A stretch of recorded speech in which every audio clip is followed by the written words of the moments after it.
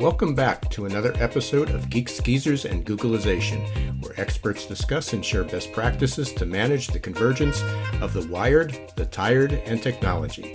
I'm your host, Ira Wolf. Well, good morning and welcome to another episode of Geeks, Geezers, and Googleization. Excited to have this morning as my guest, Jon Carson, from a startup called CollegeVine, and I'll let him explain a little bit more about what it is in just a few minutes. But good morning, Jon. Good morning.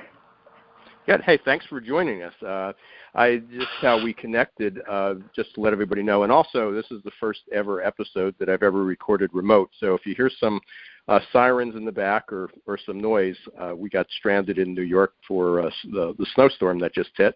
So I'm just a block or two off of Broadway. So if you hear some sirens, they're not coming for us. They're, just a little noise in the background.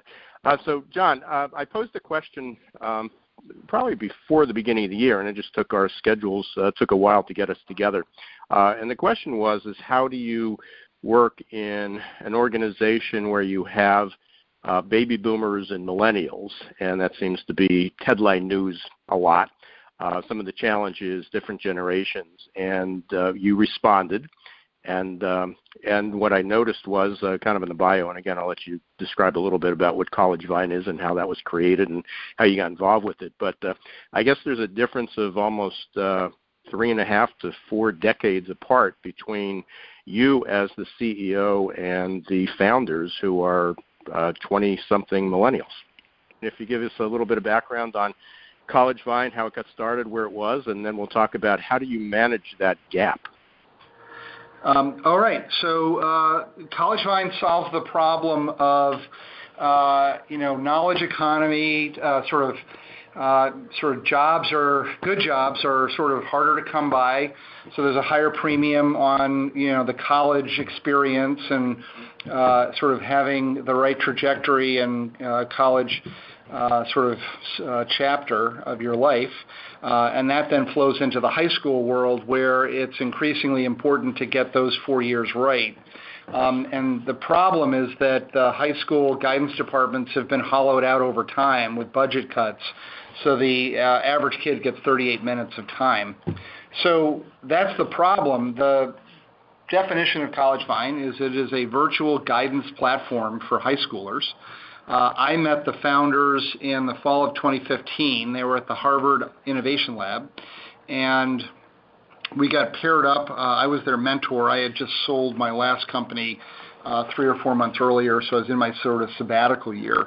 And so when I sat down to meet with them, the first thing that was sort of caught my attention was that it was a consumer sort of education type of company, and the biggest exit I've ever had was a consumer ed tech company, so there was a match there.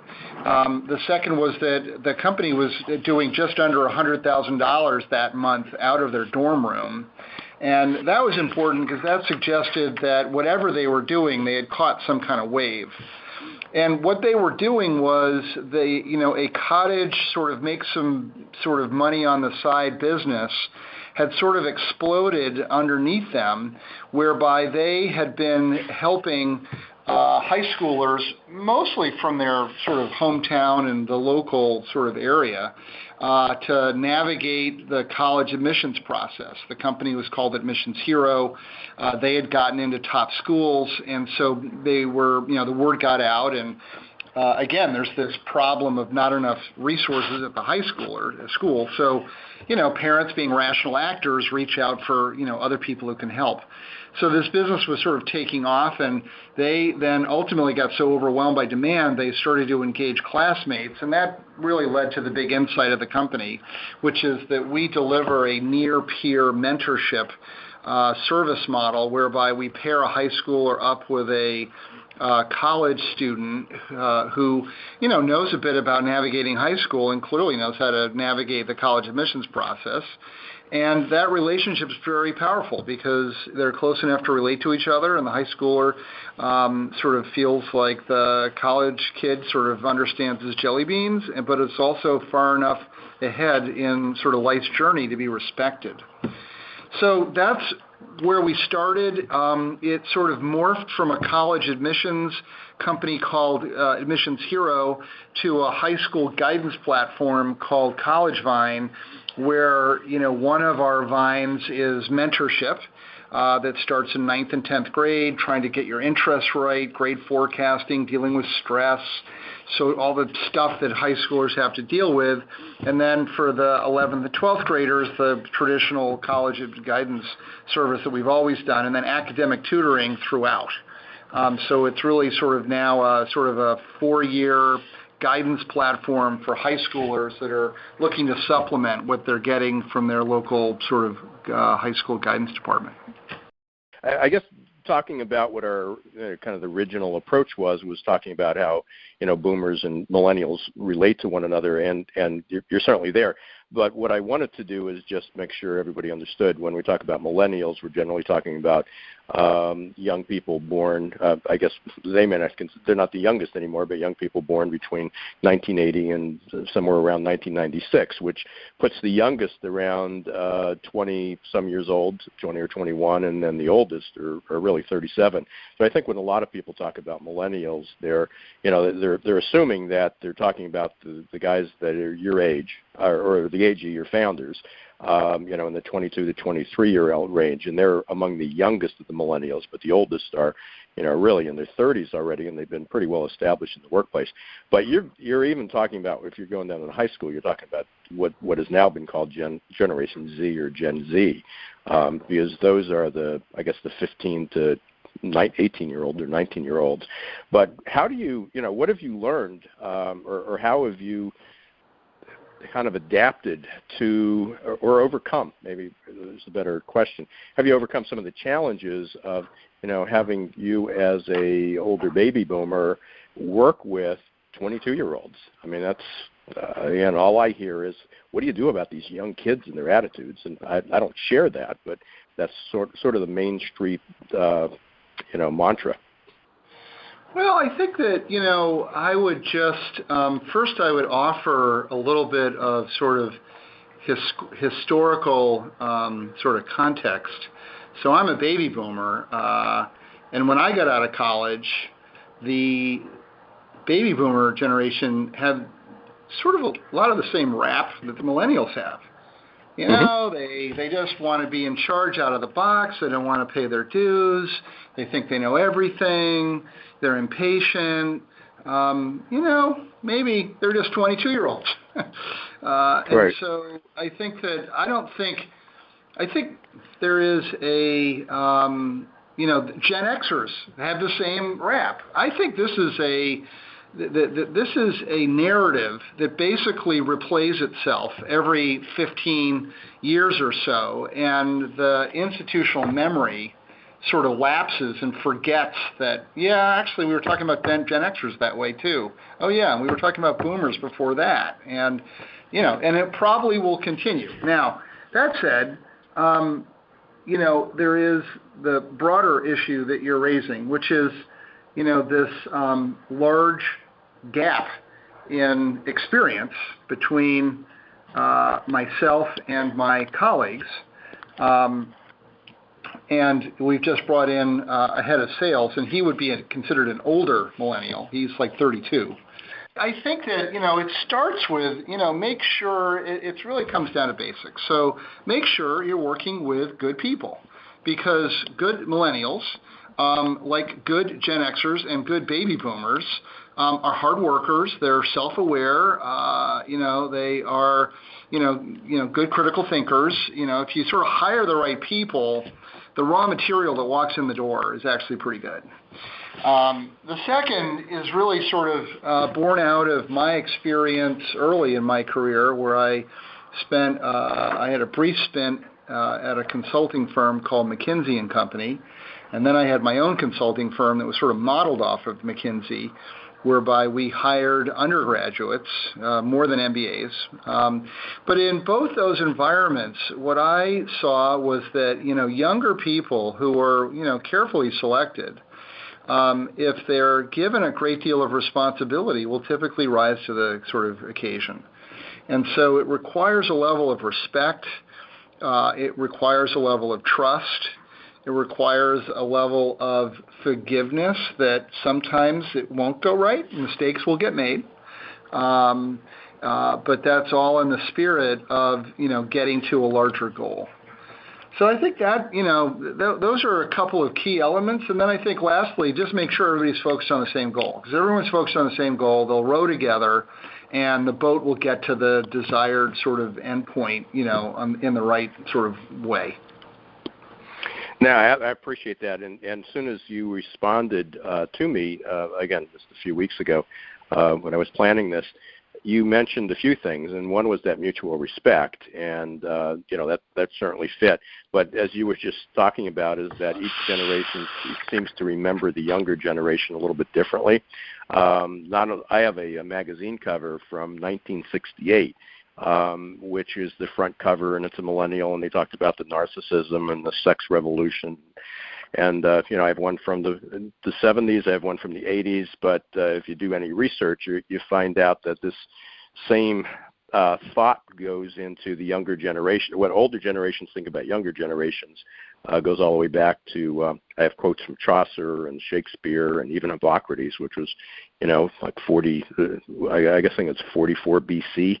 So it actually goes back millennials, and you're absolutely right that there's an age difference and we forget what it's like to grow up. But it's also perspective, I think, because I just saw yesterday, I have to find where the article was again, but they talked about how branding, is changing in the perspective, and that millennials don't realize that Paul Newman ever did anything other than have a salad dressing. They don't know who Paul Newman is. So sometimes it's perspective. I mean, we assume that everybody knows what we know with 30 or 40 years of adulthood behind us, but they don't. You also mentioned, and I want to bring this up, or not bring it up, but ask you how you bridge the gap. Were there things that, although you can hire the right people that share your value, you provide them a purpose, there's still going to be some communication differences. So, what steps did you take to overcome that? So I guess first I'll ask, when you say some communication differences, like what kinds of things are you imagining?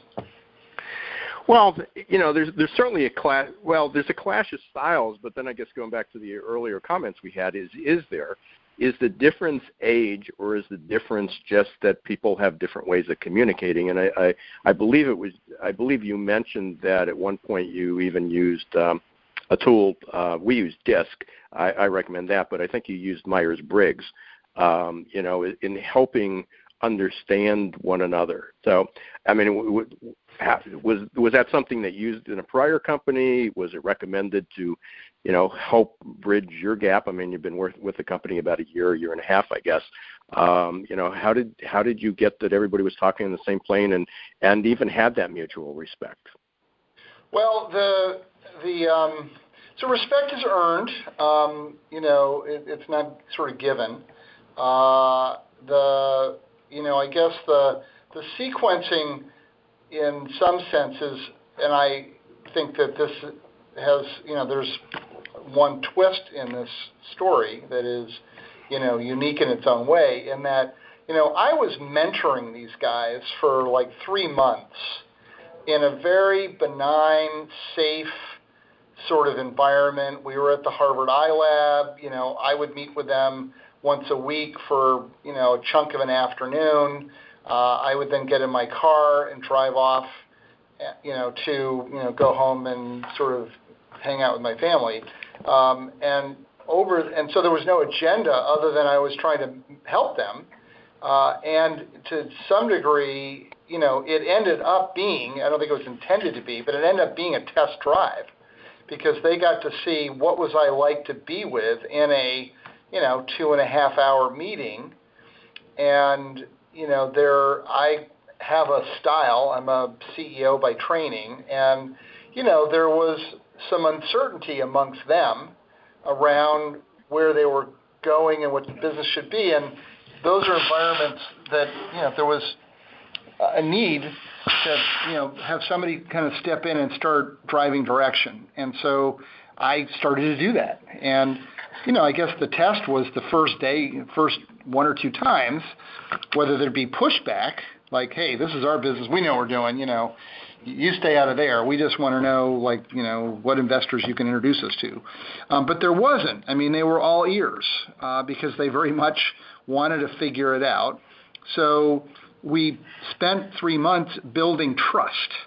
And trust is a very important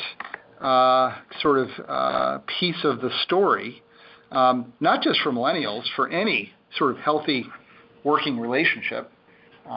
Marital relationship too. And so, by the time we got to the end of that 3-month period, I mean, they sort of had a sense of what I was like and what my style was.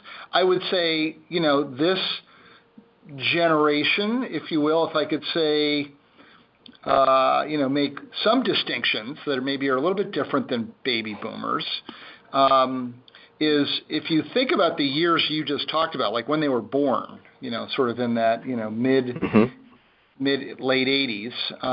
So this is a generation that basically it grew up with the internet. It came of age during 9/11. It came of age during the financial crisis, where all key institutions basically let everybody down. It came of age during a period of great polarization in the social discourse of the country. So there's an element of, I would say, not suspicion might be overstating it, but, I think few things are just taken at face value. There's a sense of wanting to sort of hear different points of a story, to sort of hear all sides, if you will. And in the case of the particular people I'm sort of working with, there's a very high bias to fact-based decision-making. And this is where, I think that, by sort of, partially coincidence, we ended up being very similar in our styles. In that I'm very fact-based, I'm a systems thinker, I'm analytical and data-oriented, and that's very much what the Myers-Briggs stuff showed we all were. And, I do there's our sirens, but they're not coming for us. So, I think that I did I have a sort of an organizational psychologist who I've worked with over many years, many companies. And so I had him come in for a half day for, basically sort of organizational hygiene, sort of walk through the 4 stages of team development, forming, storming, norming, and hopefully performing.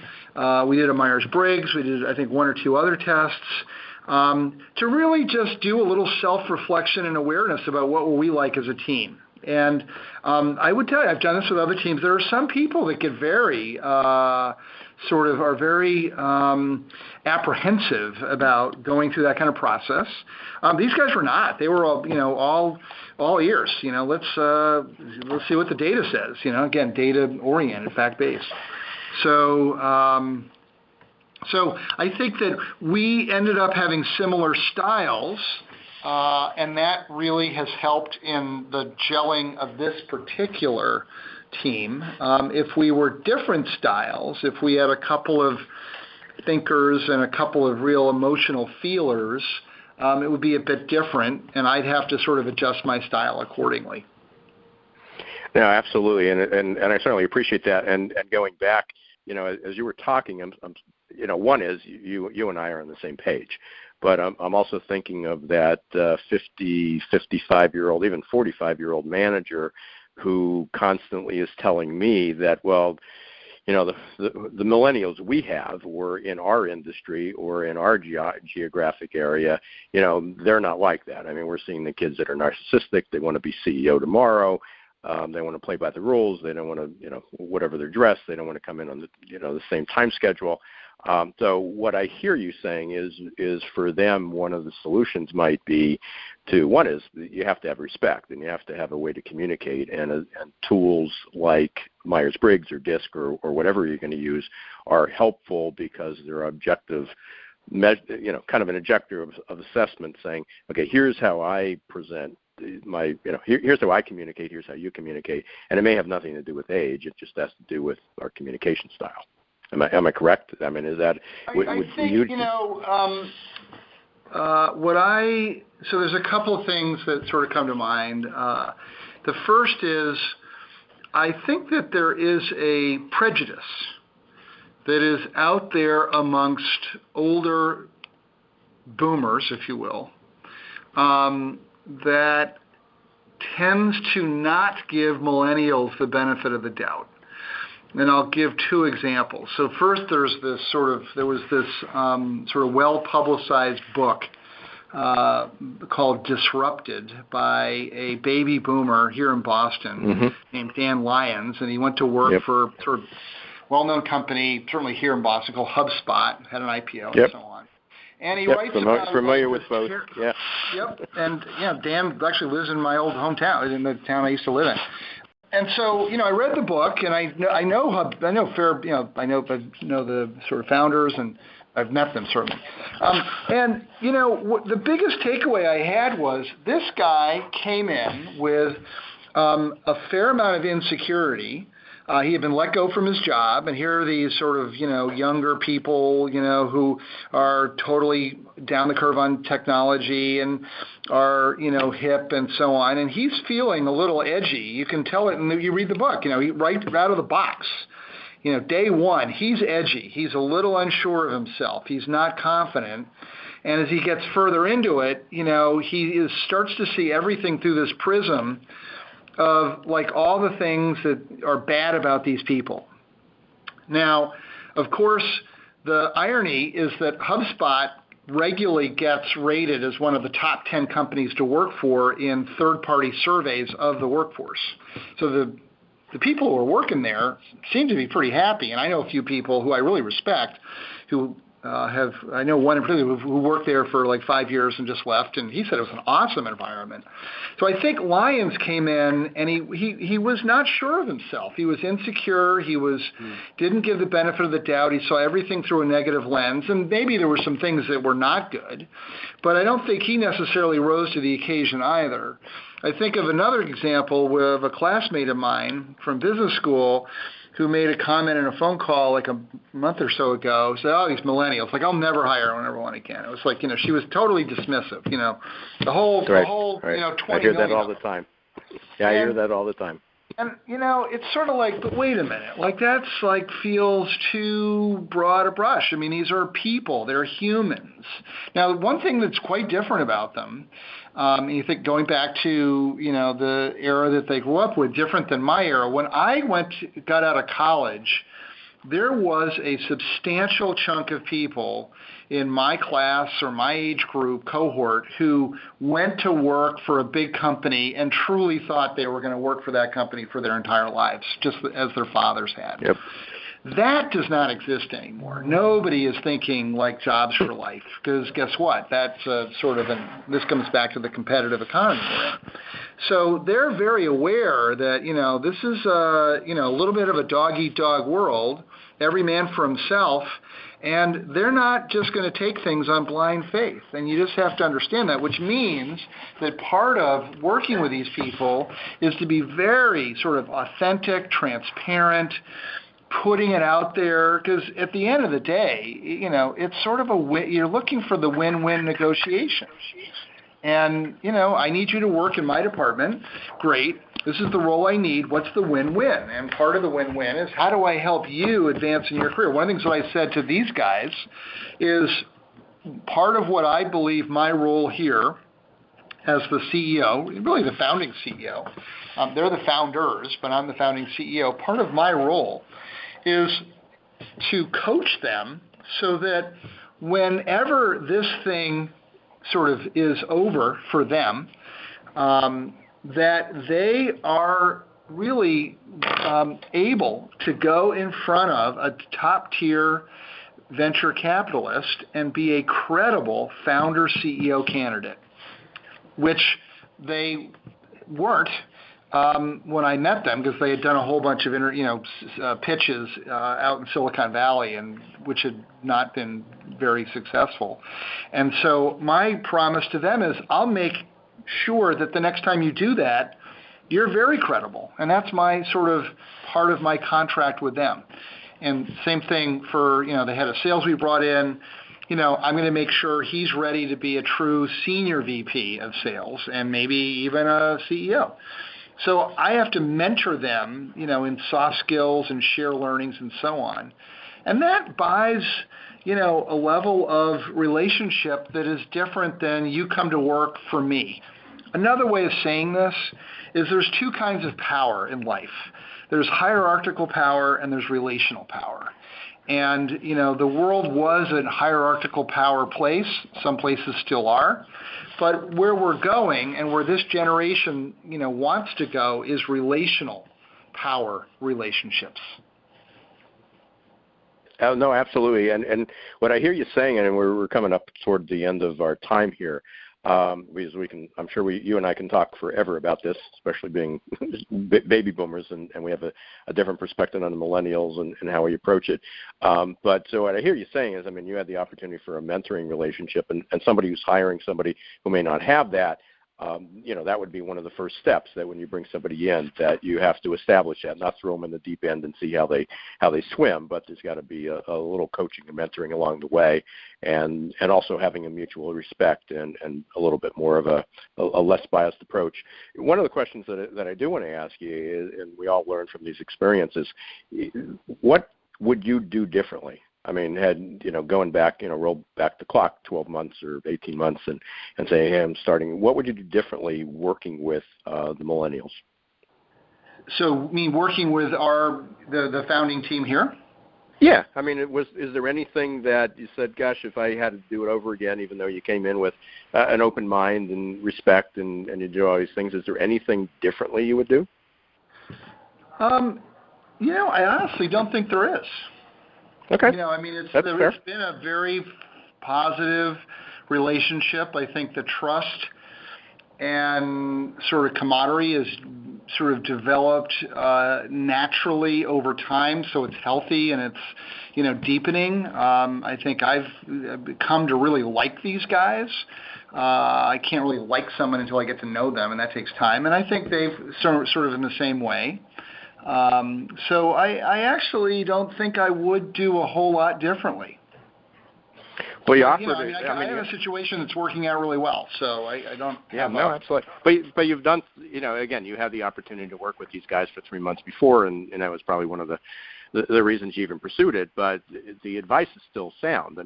If I'm looking for somebody, I hire them, and they seem to be the best candidate, I'd certainly bring them in and create that relationship. You and I grew up in a time when they used to have these 90-day probation periods.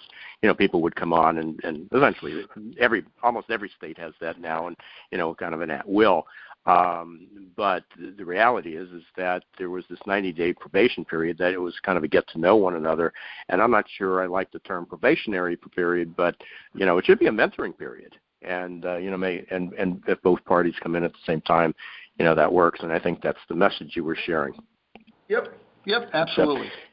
So, well, I appreciate, John. I appreciate it so much. Again, as soon as I read your response to my question, looked like we had a lot to follow, and hopefully we'll have an opportunity to do this again. But if anyone wanted to get in touch with you, how would they do that, or to use your services? Yeah, it's pretty simple. It's Jon, Jon, at CollegeVine.com. Okay, and that's just as it says, CollegeVine, VINE.com. Yep. Appreciate it. Well, you have a great day. Good luck on the venture. It sounds like you're doing so many things that are just up and up. And for everyone who's listening, this is Ira Wolf. I'm the host of Geeks, Geezers, and Googleization, and looking forward to hearing from you next time as well. Have a great day, everyone. For more articles like this, you can visit our website, successperformancesolutions.com. That's www.successperformancesolutions.com. Or subscribe to our podcast, Geeks, Geezers, and Googleization, on iTunes, or visit the podcast website at www.geeksgeezersandgoogleization.com.